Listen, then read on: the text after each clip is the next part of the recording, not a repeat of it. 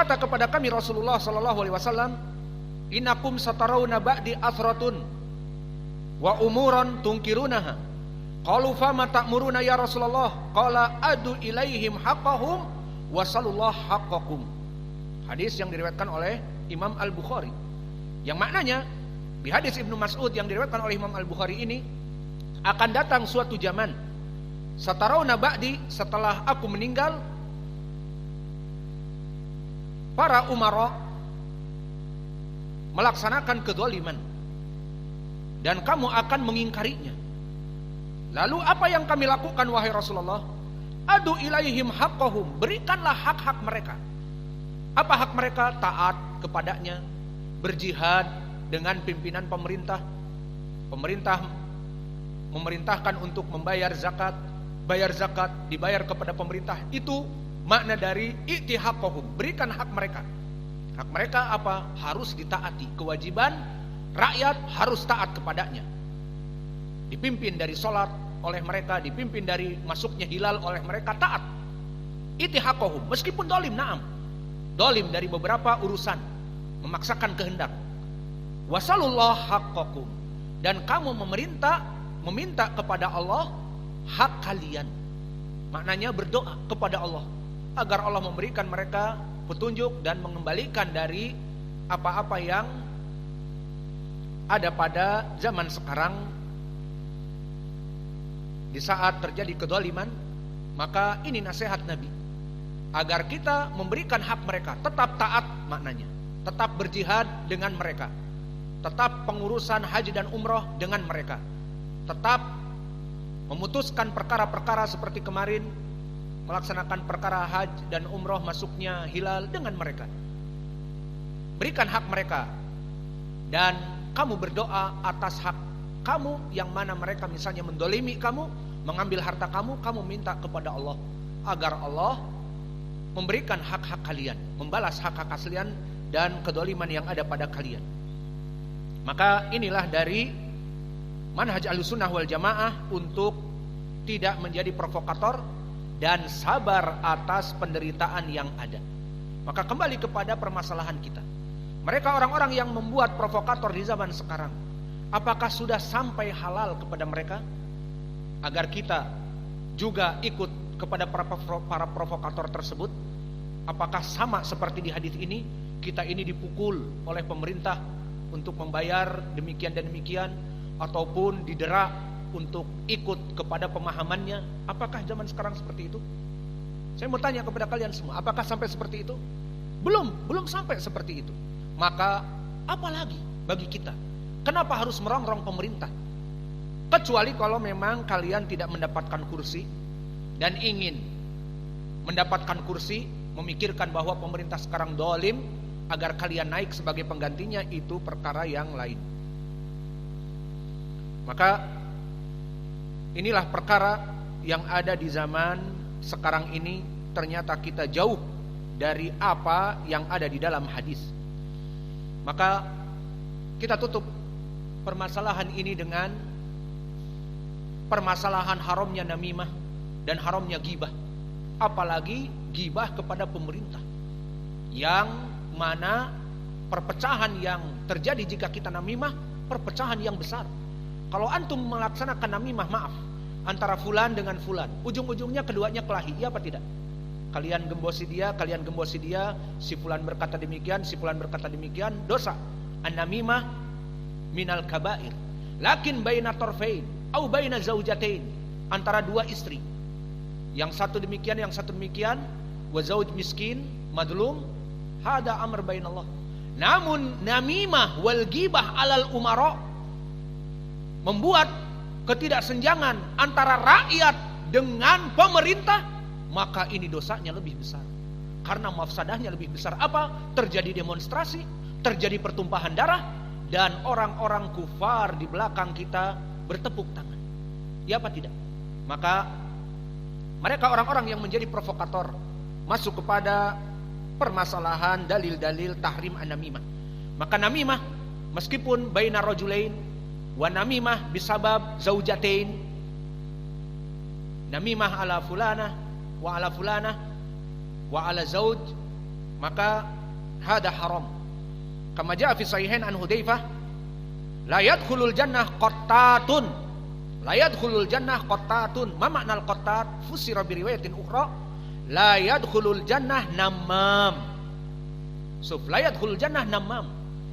Idan taqulu syakhs li zaujatihi atsaniyah anti kada, wa li zaujatihi atsalitsah anti fa'al kada, wa li zauj fa'al kada, wa sara masyakil. Wa fil haqiqah laisa ala hada. Fa an-namimah bainal amrain, baina rajulain, baina zaujatain, wa bainal imra'ah wa rajul. Dukira fil hadis la yadkhul jannah al-qattat, la yadkhul jannah an-namam. Hada min haythul uqubah kullu sawa ilan nar.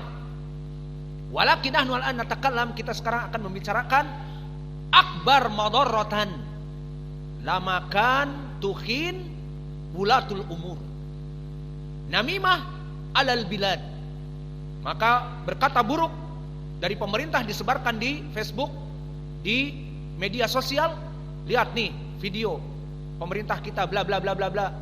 Maka kita harus merubah kemungkaran ini.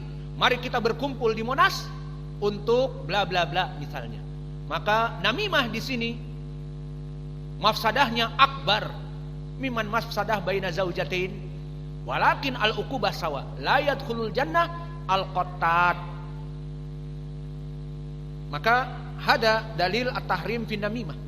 Maka yang bernamimah kepada pemerintah lebih besar mafsadahnya, meskipun sama-sama ujungnya di neraka, namun mafsadahnya sangat besar.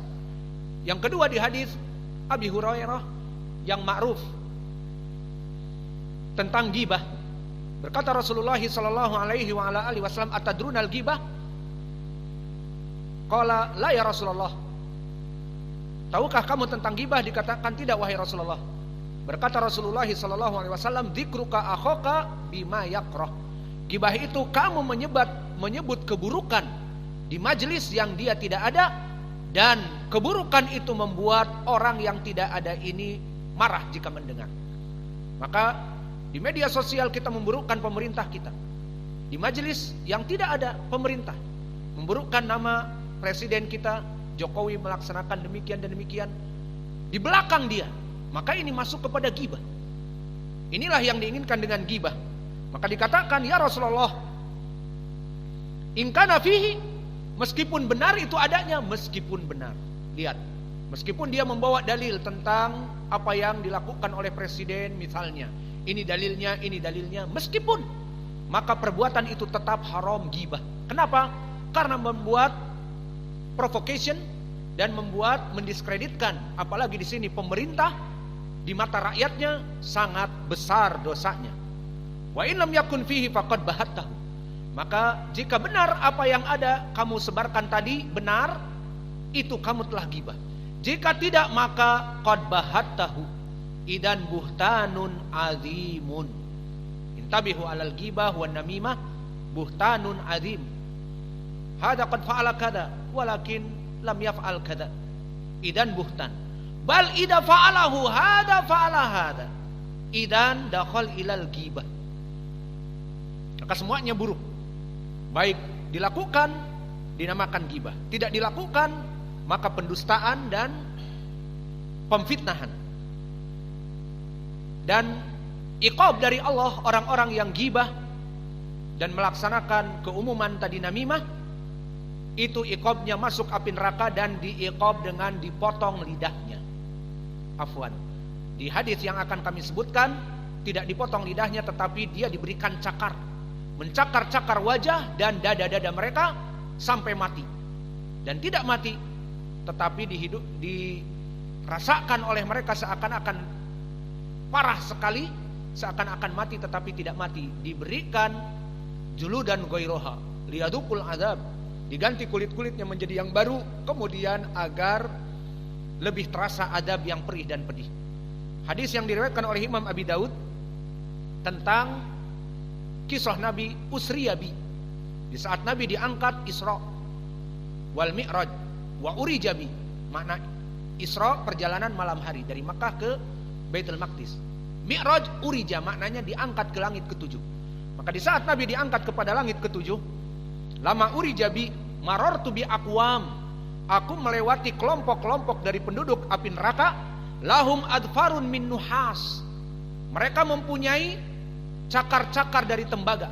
Terbayang seperti apa? Wolverine apa-apa mencakar-cakar dirinya dari besi adamantium ataupun besi apa, yang jelas dari baja, dari nuhas. Yang jelas nuhas itu adalah logam. Bagaimana, apakah dia steel, baja, ataupun yang jelas itu adabnya. Maka terbayang mempunyai kuku-kuku dari baja. Kemudian setelah itu yahmisuna wujuhahum wasudurahum, akan mencakar-cakar wajah dan dada-dada mereka.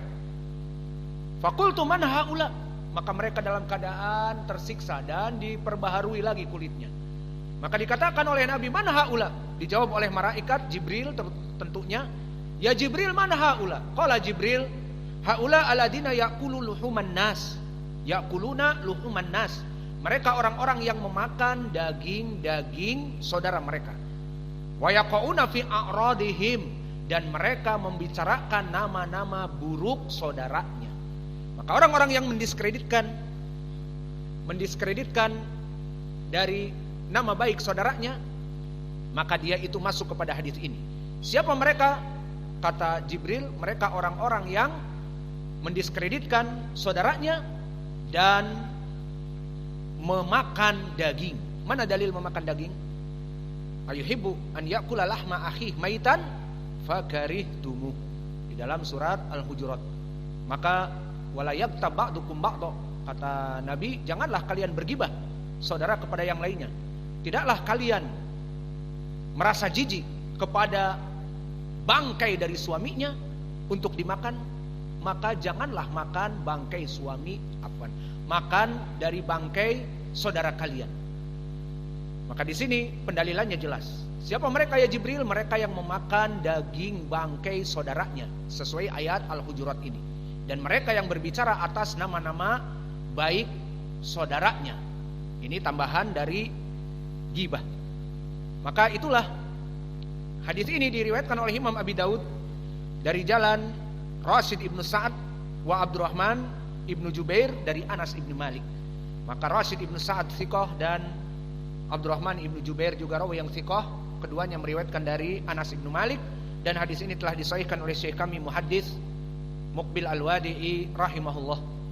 Maka dari kesahihan hadis ini, inilah kaidah yang kelima, bahwa kita tidak boleh untuk mencari-cari ghibah dan namimah dan memprovokasi, menjadi provokator antara pemerintah dengan rakyatnya, membuat keresahan, menyebarkan berita-berita baik hoaks ataupun berita mungkin benar. Kalau benar masuk kepada ghibah, kalau hoaks masuk kepada buhtan, seperti di hadis Abi Hurairah tadi. Ya Rasulullah, bagaimana kalau benar memang tidak boleh berghibah? Meskipun benar, ini ada video dalilnya. Meskipun itu ghibah, tidak boleh kau sebarkan. Lalu jika bohong, berita hoaks, itu lebih parah lagi. Buhtan, itu adalah kepalsuan, fitnah, adzim. Maka inilah dari manhaj yang sebelum terakhir dan manhaj yang terakhir. Masih ada waktu sedikit. Maka manhaj yang terakhir dari manhaj Ahlussunnah wal Jamaah kepada pemerintahnya adalah mendoakan mereka secara terang-terangan atau secara berkesendirian. Maka ini manhaj yang sangat baik. Dan ini bukan kita ini menjadi penjilatnya para umara, bukan. Dan ini adalah manhaj Ahlussunnah, masuk kepada ketaatan waliul amr, diantaranya mendoakan kebaikan buat mereka. Maka jika ditanya mana dalilnya kalian ini mendoakan setiap khutbah, doa untuk pemerintah agar pemerintah diberikan hidayah. Bahkan disebutkan Pak Jokowi agar diberikan hidayah. Mana dalilnya? Atau kamu ini hanya sekedar dai penjilat, dai sultan, kamu akid dapat gaji dari anti teroris dan sebagainya? Maka tidak ada permasalahan ini dengan kita. Namun kita yakini bahwa ini adalah dari usul as-salafiyah, i'tiqad ahli sunnah wal jamaah, kita mendoakan pemimpin-pemimpin kita di tempat umum lebih baik juga, dan di tempat khusus antara dia di malam hari dengan Allah itu juga baik. Dilaksanakan di dua tempat. Dan ini manhaj ahli sunnah, seperti berkata Imam Ibnul Mubarak, Imam ahli sunnah, yang mana Abdullah Ibnu Mubarak di tabaqah yang ke-8 dia adalah itba'ut tabi'in, di bawah dari Imam Malik usianya ataupun zamannya. Berkata Abdullah Ibnu Mubarak, man qala as-salah khalfa kulli barrin wa fajirin wal jihad ma'a kulli khalifah walam yaral khuruj ala sultan bisayf wa da'alahum bis-salah faqad kharaja min qaulil khawarij min awalihi ila akhirih, atau awaluhu wa akhiruhu. Barang siapa seorang dai yang mengajak kepada kaumnya salat itu boleh di belakang siapapun imam, baik pemimpin yang dolim ataupun pemimpin yang tidak dolim, baik sunni ataupun yang bukan sunni, selama tidak kafir, boleh. Wal jihad ma'akulli khalifah, dan tidak boleh berjihad berkesendirian kecuali dengan pemimpin. Maka tidak bisa kita, kemungkaran yang besar ini pemerintah nih, ayo kita kumpulkan tentara-tentara kita berjihad. Maka tidak boleh, harus atas seizin pemerintah. Dan ini yang kedua. Yang ketiga, walam yarol khuruj ala sultan bisayf, dan barang siapa seorang dai yang mengajak untuk tidak keluar dari pemerintah dengan pedang,